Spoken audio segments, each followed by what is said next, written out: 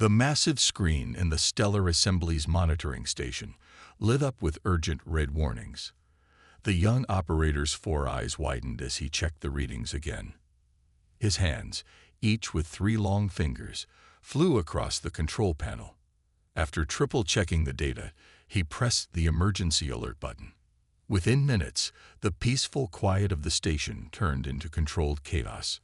Senior Observer Trill rushed to the main console, his crystalline form reflecting the pulsing red lights. "Show me," he ordered simply. The operator brought up the long-range scans. There, at the edge of their space, a ship had appeared. But this was unlike any ship they had ever seen. Where assembly vessels were smooth and rounded, built to house research equipment, and minimal defensive shields, this craft was different. It was dark, angular, and bristled with what could only be weapons. "It's nearly twice the size of our largest research vessel," the operator said, his voice trembling. "And these energy readings, they suggest power levels we've never encountered." Trill immediately contacted the Assembly Council.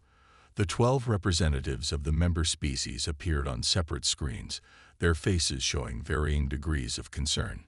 Some had evolved from peaceful herbivores, others from small pack hunters, but none had developed the apparent military focus this unknown ship displayed.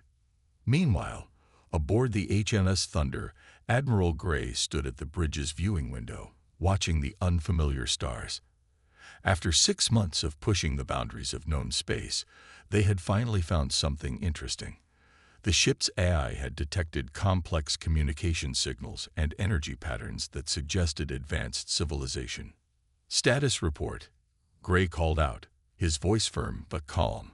The bridge crew worked with practiced efficiency, each focusing on their specialized tasks. "No direct threats detected," reported Commander Swift from the tactical station. "But I'm picking up several smaller vessels at extreme range. They're maintaining distance."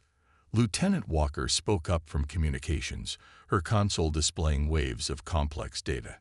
"Sir, we're receiving transmissions. Multiple frequencies, patterns unlike anything in our database. Definitely artificial and highly sophisticated." The Admiral nodded, taking in the information. The Thunder was humanity's most advanced warship, built to protect Earth's expanding colonies. They had hoped to find intelligent life, but the Admiral had never expected to stumble into what appeared to be the middle of someone else's territory. "Dr. Stone to the bridge," Gray ordered through the ship's comm system. Their xenobiologist might make sense of these transmissions. Back at the assembly station, panic was starting to spread. The unknown ship had adjusted its course, now moving directly toward their space. Its massive engines pulsed with barely contained power, and its weapon systems, while not active, hummed with potential energy that their sensors could detect even at this distance. "We must warn them away," declared one of the council members, their feathered crest rising in agitation. "Our space has been peaceful for 3 centuries. We cannot risk that peace." First Speaker Reed, their most senior leader, raised a calming hand. "We will follow protocols, send the greeting lights, share our peaceful intentions through the harmony frequencies. They may be advanced enough to understand." The assembly ships began their standard welcome procedure, their hulls lighting up in complex patterns while broadcasting peaceful harmonics. These methods had worked with every new species they'd encountered over the past 1,000 years. But on the Thunder's bridge, the reaction was very different. Commander Swift's posture stiffened as she checked her readings. "Sir, multiple vessels are powering up unknown energy systems. They're directing some kind of radiation toward us." "Shields up," Gray ordered immediately. "But do not target weapons. Let's not start a war if we can help it." The Thunder's advanced shields hummed to life, creating a powerful barrier around the massive warship.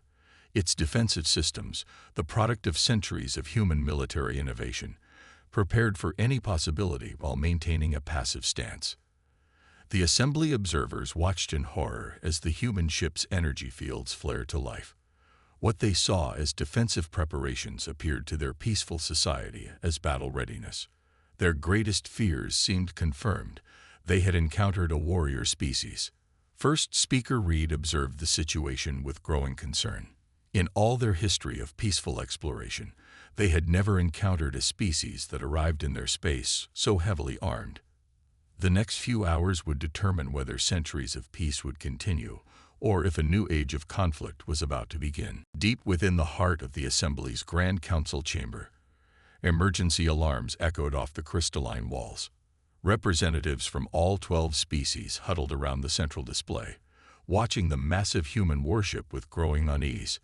The chamber, usually filled with calm discussion and gentle debate, now buzzed with fearful whispers.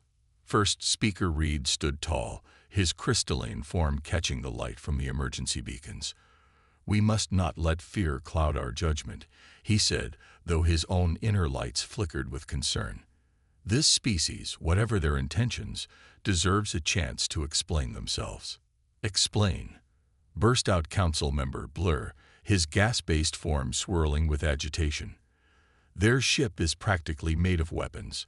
Our largest defense vessel wouldn't last 10 seconds against it." The Assembly's military advisor, if one could call him that, stepped forward. General Pine was from a species that had once known war, centuries ago. His bark-like skin showed the patterns of age and wisdom. "Our total military force consists of 20 patrol ships with basic shields. They're designed to stop smugglers, not this." On the main screen, the Thunder loomed larger than life. Its dark hull seemed to absorb the light from nearby stars, and its weapon ports, though closed, were clearly visible. The Council watched as their sensors mapped out the ship's capabilities. Energy readings that went off their charts, armor thicker than anything they had ever built, and weapon systems they couldn't even understand. "Look at the size of their engine core," muttered one of the technical analysts. "The power output is greater than our largest city's total energy consumption. How did they manage to contain such force?" In a separate chamber, the Assembly's rapid response team gathered. They were researchers and scientists, not soldiers, but they were the closest thing to military personnel the Assembly had. Their leader, Captain Brooke, studied the tactical displays with growing concern. "If they decide to attack," Brooke said quietly to his second-in-command, "there's nothing we can do to stop them. Our shields are designed to deflect space debris and solar radiation, not military-grade weapons." Back in the Council chamber, First Speaker Reed received more troubling news. The human ship's defensive barriers had grown stronger after their greeting lights. The Assembly's peaceful overtures had somehow made things worse. "Perhaps," suggested one of the younger council members, their feathers trembling, "we should evacuate the nearby colonies, just in case." The suggestion sent a wave of murmurs through the chamber. The Assembly hadn't faced the prospect of evacuation in living memory. Their space had been peaceful for so long that the very concept of running from danger seemed foreign. General Pine shook his head slowly. "Even if we wanted to evacuate, we don't have enough ships. Most of our fleet consists of research vessels and cargo haulers. Moving entire colonies would take weeks." First Speaker Reed raised his hands for silence. "We have other options. Our long-range scans show this species has remarkable technology. They must understand the concept of diplomacy." "But how do we communicate with beings who build such weapons?" asked Council Member Blur. "What could they want? Why would anyone need a ship like that unless they plan to use it?" As if in answer to their fears, the human ship adjusted its position slightly. The movement, though minor, sent several council members backing away from the display. The ship's massive engine banks glowed with barely contained power, casting a blue light that their sensors could detect even at this distance. "Look at their power distribution," said the technical analyst, pointing to new data. "Their weapons aren't active, but they could be ready in seconds. They're like a coiled spring, just waiting to release."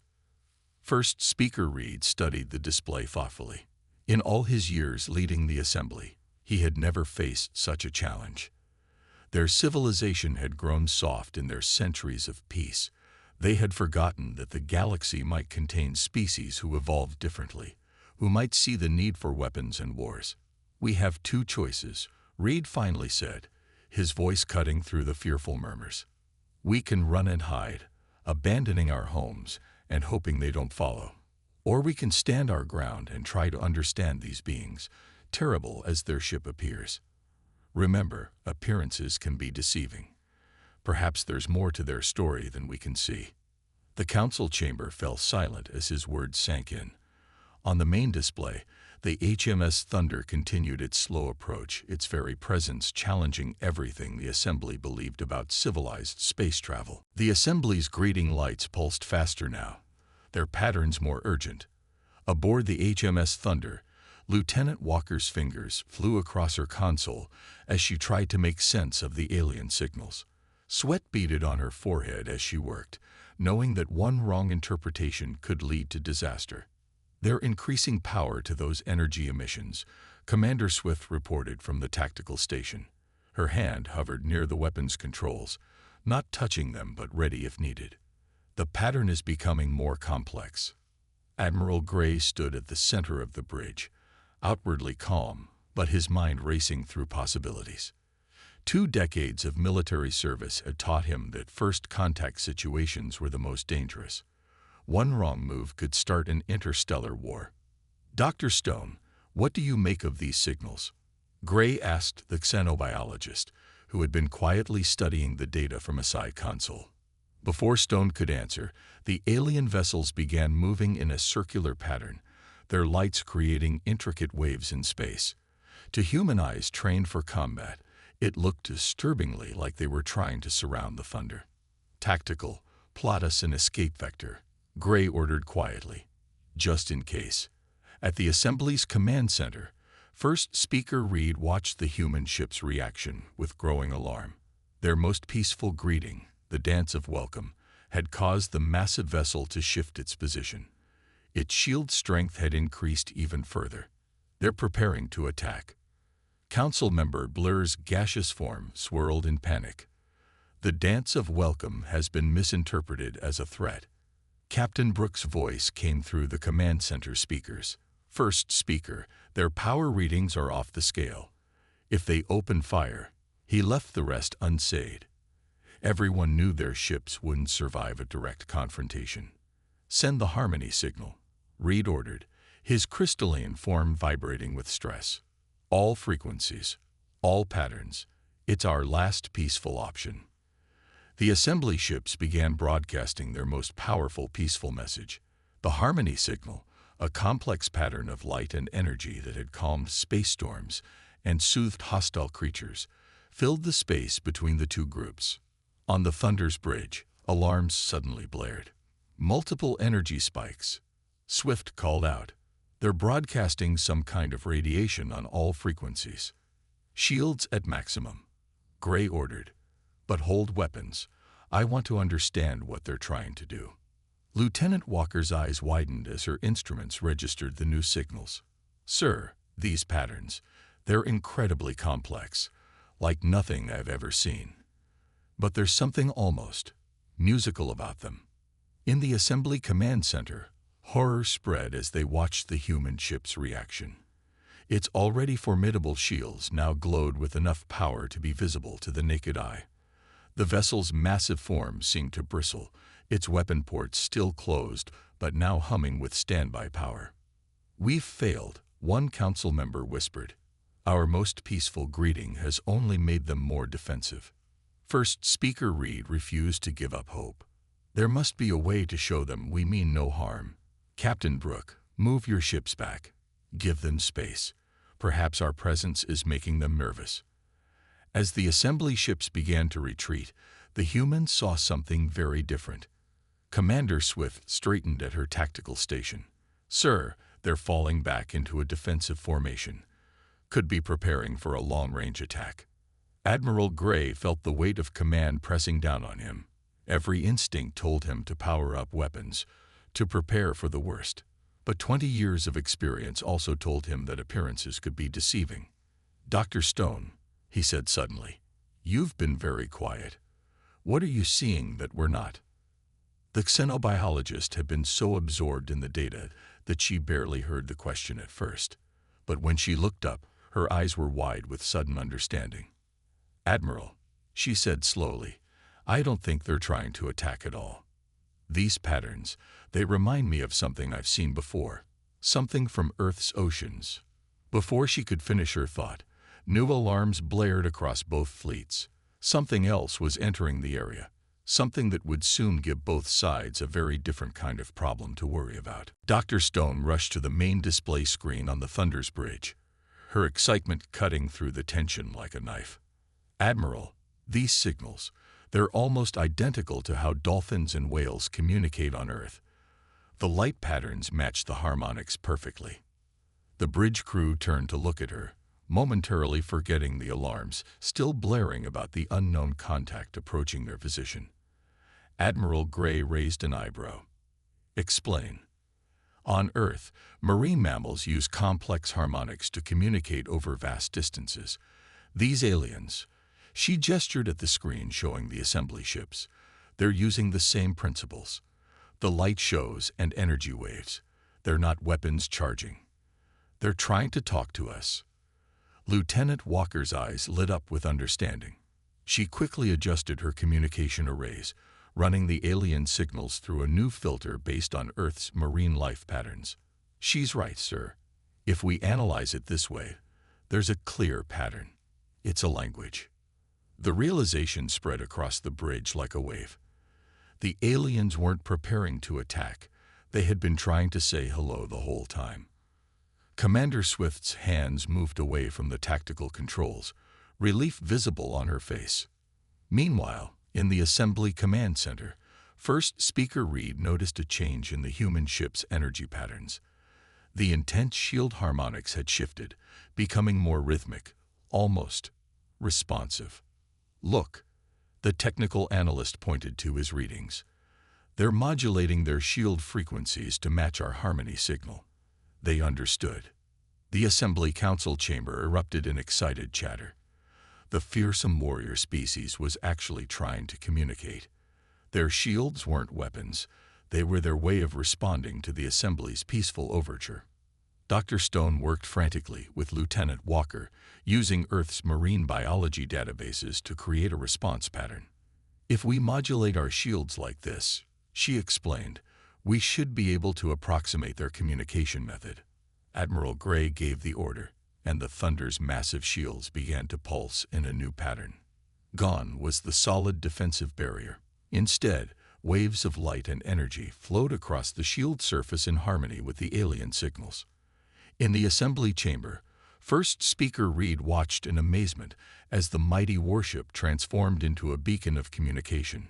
Its dark hull now rippled with peaceful light patterns that perfectly matched their own greeting signals. "They're not warriors," Reed breathed, his crystalline form glowing with joy. "They're explorers, just like us. They simply evolved in a more dangerous part of space." The moment of understanding was interrupted by another warning from their sensors. The unknown contact that had triggered the earlier alarms was getting closer. Both human and assembly sensors could now identify it clearly. A group of ships, moving fast, with energy signatures that spoke of hostile intent. Admiral Gray received the tactical update from Swift. 6 vessels, unknown configuration, approaching at high speed. Their weapon systems are definitely powered up. He turned to Dr. Stone and Walker. "Can you tell our new friends out there that we might have a common problem?" Using their newly discovered communication method, Lieutenant Walker sent a warning pattern. The assembly received it clearly. Danger approaching. Prepare for defense. But the assembly ships had no real defenses to prepare. First Speaker Reed made a quick decision. Through the harmonic signals, he sent a message to the humans. His technical team had managed to adapt some basic translation protocols now that they understood the principle behind the communication. On the Thunder's bridge, Walker decoded the message. "Our ships are not built for battle. We are peaceful. We cannot defend ourselves." Admiral Gray stood straighter, a small smile playing at the corners of his mouth. Finally, everything made sense. The assembly's fear of their ship, their strange greeting methods, their lack of conventional communications. They were a truly peaceful civilization that had never needed to develop military technology. He turned to Commander Swift. "Looks like we get to show our new friends why humans build warships after all." His voice carried across the bridge, clear and determined. Not for conquest, but for protection. The Thunder's weapon systems hummed to life, but this time the assembly felt no fear as they watched. Instead, they experienced something new: hope. Perhaps this strange species, with their powerful warship and protective instincts, was exactly what their peaceful civilization needed. With the communication barrier broken, the assembly invited a small delegation from the Thunder to visit their central station. Admiral Gray stood in the massive docking bay, accompanied by Dr. Stone and Lieutenant Walker. They gazed in wonder at the crystalline architecture that seemed to grow from the very walls. First Speaker Reed approached them, his crystalline form casting rainbow patterns across the floor. The human delegation had been warned about his appearance, but seeing a being made of living crystal was still breathtaking. Two other council members accompanied him, one a swirling mass of colored gases contained in a transparent field, the other covered in bark-like skin with patterns that shifted like wooden waves. "Welcome," Reed transmitted through their newly calibrated universal translators. "We are grateful for this chance to learn about your people." The meeting chamber was designed for comfort by assembly standards, which meant floating cushions of energy and walls that pulsed with soft light. The humans sat carefully on the strange seats while their hosts arranged themselves around them. "Tell us," Reed asked, his form glittering with curiosity, "why do your people build such powerful ships? We saw no signs of large-scale conflict in the space around your territory." Admiral Gray nodded thoughtfully. "That's because of ships like the Thunder, not despite them." He activated a small holographic projector, showing images of Earth's history. "Our world was not always peaceful. We learned through countless wars that true peace must be protected." The assembly members watched in fascination as scenes from human history played out before them. They saw ancient battles with swords and spears, then machines of war, and finally the first space conflicts with early colony pirates. "You fight to prevent fighting." The gas-form council member, Blur, swirled in confusion. "This seems contradictory." Dr. Stone stepped in. "Think of it like your station's shields. You don't have them because you expect to be hit by asteroids every day. You have them so that when danger comes, you're ready." Understanding seemed to ripple through the assembly members. Their own shields, though weak by human standards, followed the same logic. They had just never applied this thinking to deliberate threats from other beings. General Pine, the bark-skinned military advisor, leaned forward. "But how do you prevent your warriors from becoming conquerors? Power can corrupt, as our ancient histories show." Admiral Gray's answer surprised them. "By making sure our warriors are also explorers, diplomats, and protectors. Every officer on the Thunder is trained not just in combat, but in xenobiology, diplomatic protocols, and peaceful first contact procedures." He smiled slightly. "Though I admit, we didn't handle our first signals to you very well." This brought a harmonious ripple of amusement from the assembly members, their equivalent of laughter. They too had misinterpreted the humans' actions, seeing aggression in what was merely caution. Lieutenant Walker, who had been quietly taking notes, spoke up. "Your method of communication, the light patterns and energy harmonics, it's beautiful. We've never encountered anything like it. Would you be willing to teach us more?" First Speaker Reed's crystalline form glowed brighter with pleasure. "Of course. And perhaps you could teach us about your shield technology. Not to build weapons," he added quickly, "but to better protect our research vessels and colonies." As they talked, both sides began to understand each other better. The humans learned about the Assembly's incredible achievements in peaceful space exploration, their advanced biological sciences, and their harmonious way of life. The Assembly, in turn, came to appreciate humanity's complex relationship with conflict and protection. "Your species is fascinating," Reed commented. "You build mighty warships, yet you use them to guard peace. You train for battle, yet seek to avoid it. You carry weapons, yet your first instinct upon meeting us was to attempt communication." Admiral Gray nodded. "Humanity learned its hardest lessons through conflict. We don't want others to have to learn the same way. That's why we explore, not to conquer, but to connect. Not to fight, but to protect." The meeting was interrupted by an urgent message from the Thunder. Commander Swift's voice came through clear and tense. "Admiral, those hostile ships we detected, they just dropped out of faster-than-light travel. They're heading straight for the nearest assembly colony." The assembly members' fear was visible. Reed's crystal form dimmed, Blur's gases swirled chaotically, and Pine's bark patterns became rigid. But this time, their fear wasn't of the humans. Admiral Gray stood, his expression determined. "Well, first speaker Reed, it seems you're about to see exactly why humanity builds warships." The Thunder's engines flared to life, pushing the massive warship toward the endangered colony. Admiral Gray stood on his bridge, watching tactical displays track 6 pirate vessels approaching the peaceful settlement. The assembly's closest ships were research vessels, no match for armed raiders. "Multiple energy signatures," Commander Swift reported. "Their weapons are hot. They're not even trying to hide their intentions." The assembly's emergency channels filled with panicked messages from the colony. 10,000 civilians lived there, studying space phenomena and conducting peaceful research. They had no weapons, no meaningful defenses, and no way to evacuate in time. First speaker Reed's voice came through the communication channel, his normally harmonious tones tight with worry.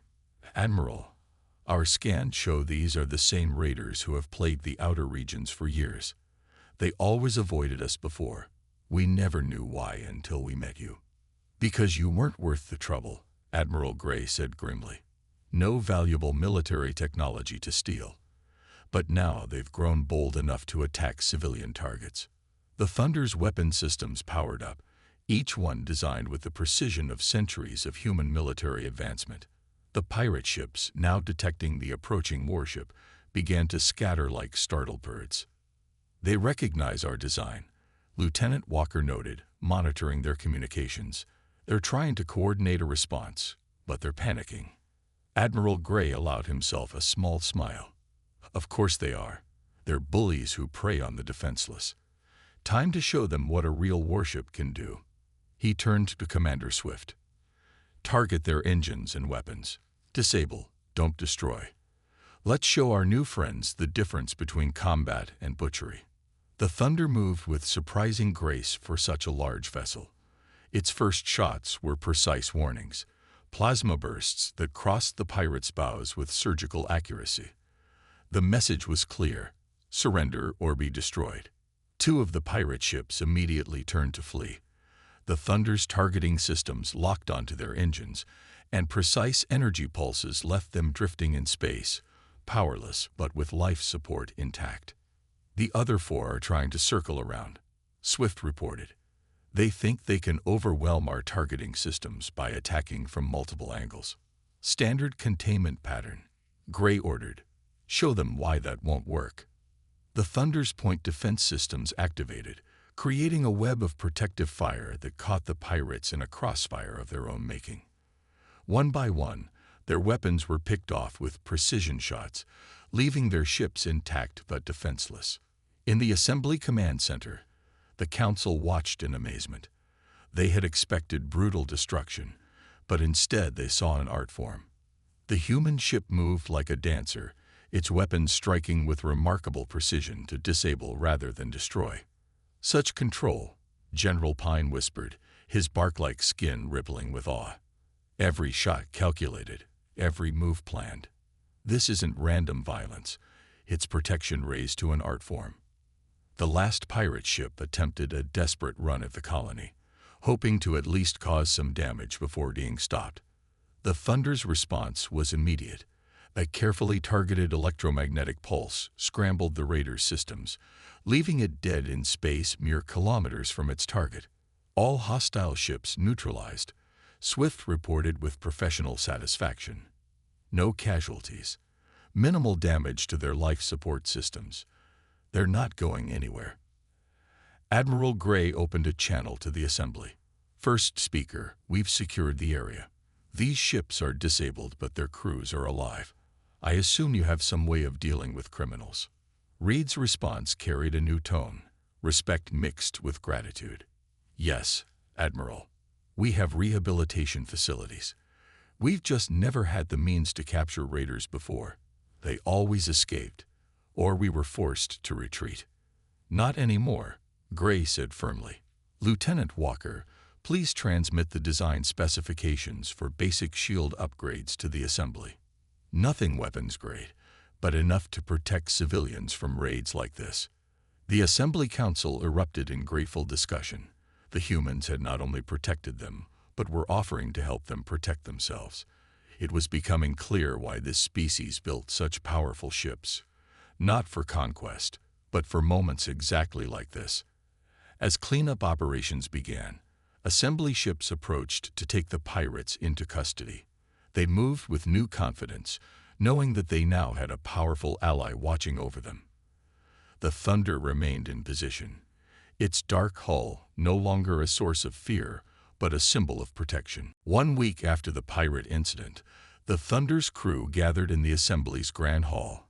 The crystalline chamber had been modified to accommodate human comfort, with solid floors installed over the usual energy fields.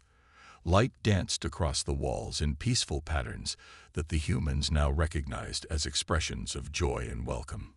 First Speaker Reed stood at the center of the chamber, his crystalline form glowing with formal dignity.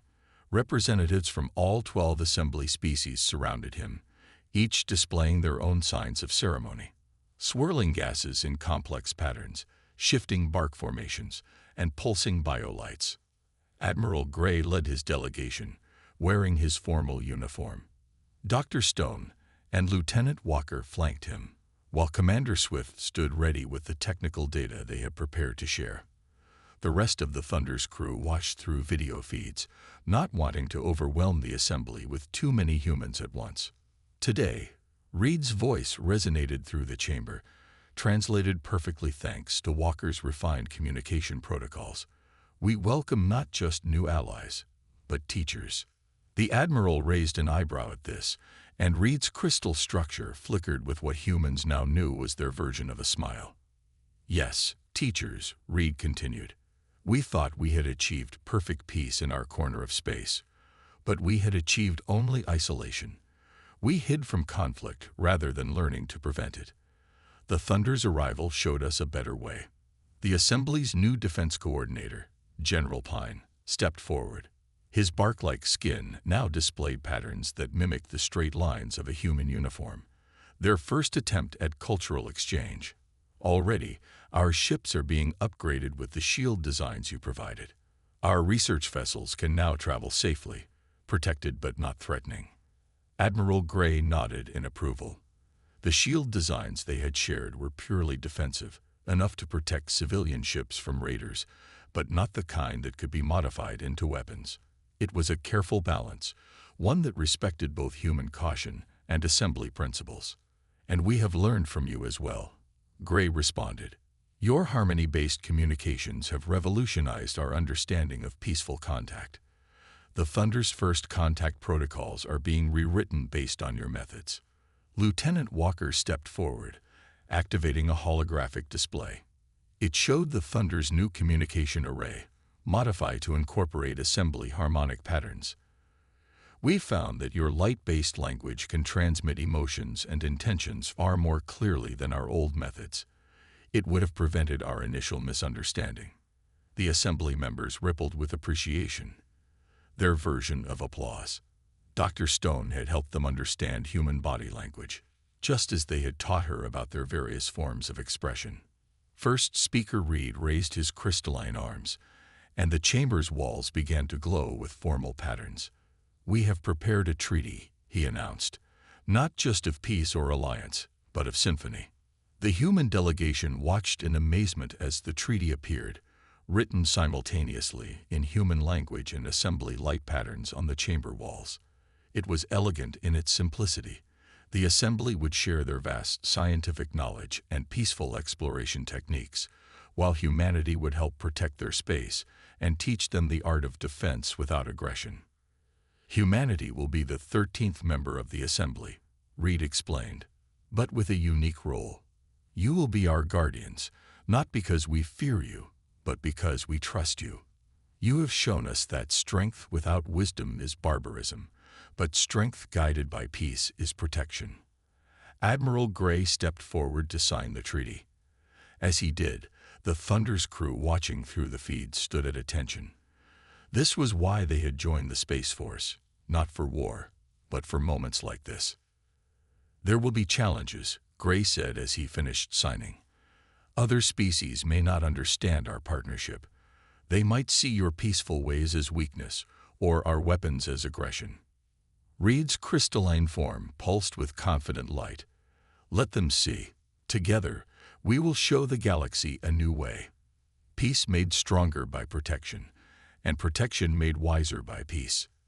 As if in response to his words, the Thunder's silhouette appeared in the chamber's crystalline walls, its powerful form now wrapped in flowing patterns of assembly light. No longer a dark warship, but a guardian wrapped in peace. No longer a cause for fear, but a symbol of how different species could complement each other's strengths. The assembly had found its protectors. Humanity had found friends who reminded them why they built warships in the first place.